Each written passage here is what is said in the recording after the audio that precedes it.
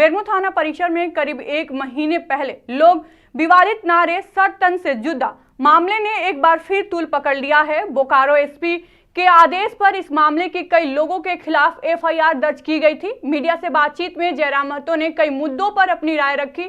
वहीं कुर्मी आंदोलन का विरोध करने पर उन्होंने कहा कि संविधान सभी को अपने अधिकारों की मांग करने की स्वतंत्रता देता है। कुर्मी समाज भी संविधान के दायरे में रहकर अपने हक की मांग कर रहा है, ऐसे में किसी को आपत्ति नहीं होनी चाहिए। इसके अलावा पुलिस पर गंभीर आरोप लगाते हुए कहा कि इस मामले में बेवजह निर्दोष लोग का नाम घसीटा गया है और चुन चुन कर कार्रवाई की गई है, जो पूरी तरह से गलत है। उन्होंने बेरमो थाना पहुंचकर पुलिस प्रशासन से निष्पक्ष जांच कर असली दोषियों पर ही कार्रवाई करने का अनुरोध किया।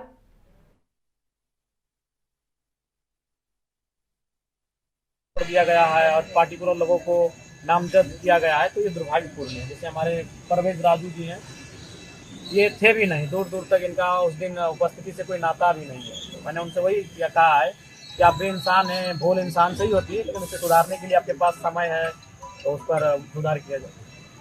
अभी देखिए, तैयारी तो समाज के लोग हैं। मैंने तो सिर्फ उस आंदोलन को समर्थन दिया था। आप भी जानते हैं कि मेरी आयु से 2 गुना आंदोलन है ये सामाजिक आंदोलन। ये जब से भारत देश आज़ाद हुआ, गणतंत्र की स्थापना हुई, तब से लगातार समय समय पर हमारे लोग अपनी आवाज़ को बुलंद करते आए हैं कि हमारे साथ इतिहास के कालखंड में गलत हुआ है, हमें साजिश के तहत सूची से हटा दिया गया है। और उसका उदाहरण तो आप भी जानते हैं पत्रकार बंधुओं, बेरमो जहाँ खड़े हैं, यहाँ भी कितनी सारी ज़मीनें कुर्मियों की, बीटीपीएस हो, सीटीपीएस हो, लेकिन कितना इजीली ज़मीनों का अधिग्रहण कर लिया गया। तो वही कारण था सूची से हटाने का। बात ऐसा है विधायक जी कि एक बात कहिए, विरोध करना ना करना अलग बात है। आप लोग पत्रकार एकेडमिक लोग होते हैं, इंटेलेक्चुअल लोग ही पत्रकारिता करते हैं, पढ़े लिखे लोग होते हैं। ईमानदार से बोलिए क्या ये विरोध का स्तर सही था? विरोध कुर्मी समाज अपनी मांग को लेकर लाखों की संख्या में वो भी थे। झारखंड के 50 रेलवे स्टेशन में थे, लेकिन उनका शब्द क्या किसी पार्टिकुलर नेता, पार्टिकुलर समाज के प्रति कोई हिंसात्मक, नफरत भरा, विद्वेष भरा था? आपने भी देखा। चलिए कुछ देर के लिए भूल जाते हैं, और आप लोग भी अंतर्मन से उसका आकलन करिए। कल जो विरोध प्रदर्शन हुआ, क्या लोकतांत्रिक दृष्टिकोण से किसी तरह से सही था?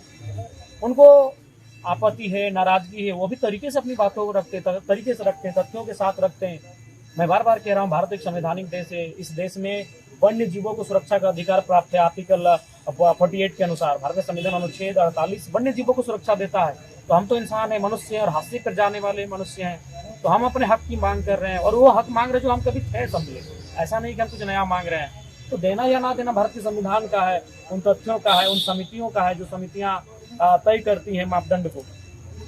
देखिए, मैं तो बार बार कहता हूं कि निसंदेह हमारा कार्य है, हमारी जो एक्टिव मोड है, उसके कारण महामहिम प्रभावित रहते हैं वो।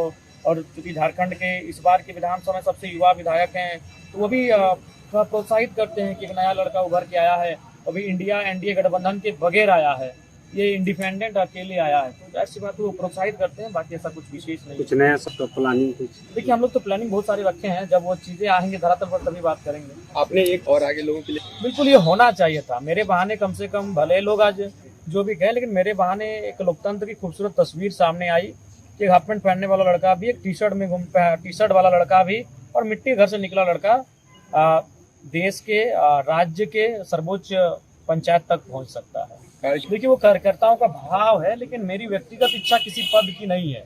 हाँ, मेरी सामूहिक इच्छा रही है कि मेरे किसी पद में आने से, पावर में आने से, अगर लोगों का, किसी समूह का, लोगों का, आम जनमानस का भला हो, तो मैं उस पद पर, उस पावर को धारण करने के लिए तत्पर रहूंगा। All India